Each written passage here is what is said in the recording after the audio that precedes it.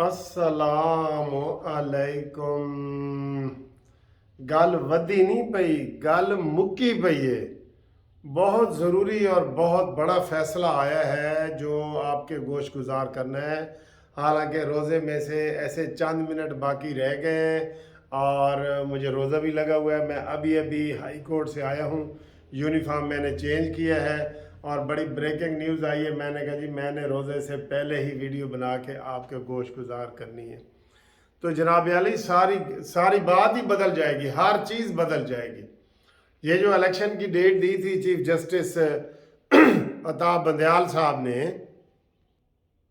वो तो फैसला ही गलत है जो अता बंदयाल ने दिया था।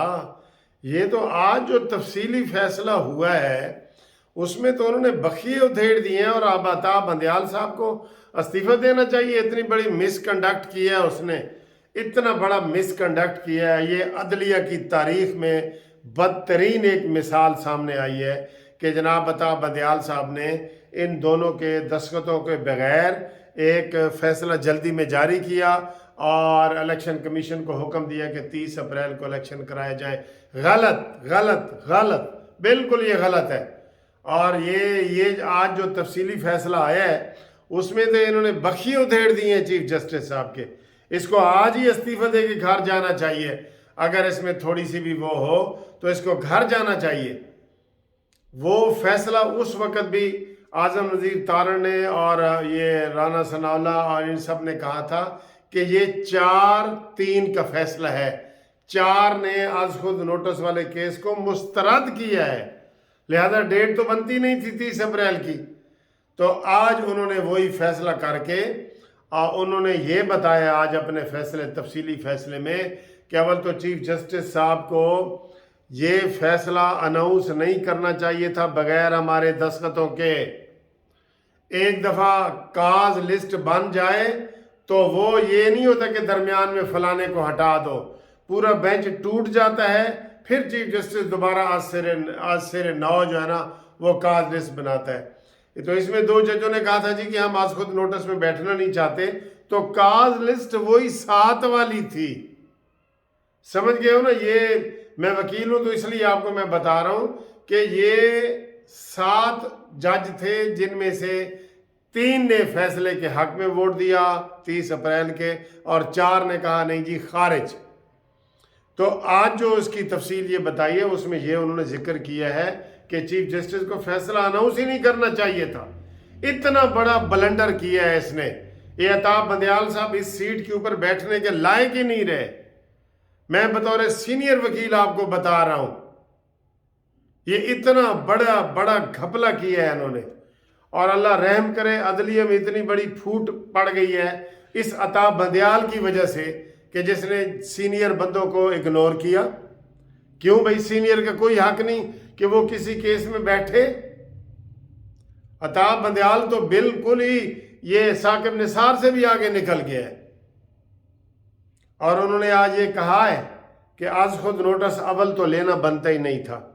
जब हाई कोर्ट में केस चल रहा था आज खुद नोटिस बनता था, इसलिए इनको इमरांडू कहा जाता है। ये इमरांडूज जज हैं सारे।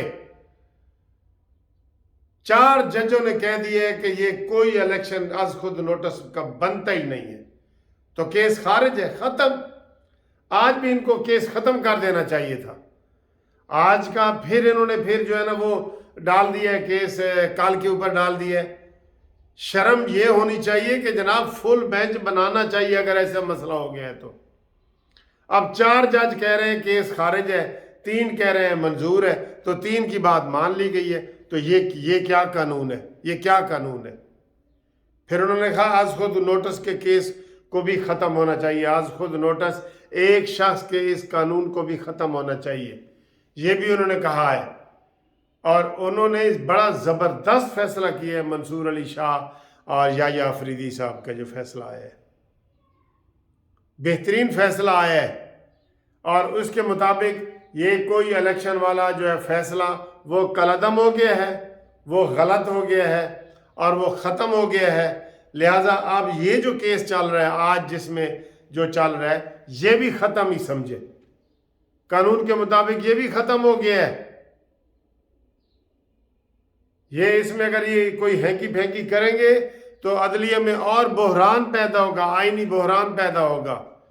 اس لیے میں نے آج سحری کے وقت جو بنائی تھی نا، مجھے یقین کرو بڑا ہی دکھ ہو رہا ہے پاکستان کے حوالے سے کہ فوج کے خلاف عمران، عدلیہ کے حق میں کہ عدلیہ عمران کے حق میں، اور نون لیگ کا یہ بیان، اور ہم رہیں گے یا تم رہیں گے، یہ حالات خراب ہو رہے ہیں، حالات بہت زیادہ خراب ہو چکے ہیں۔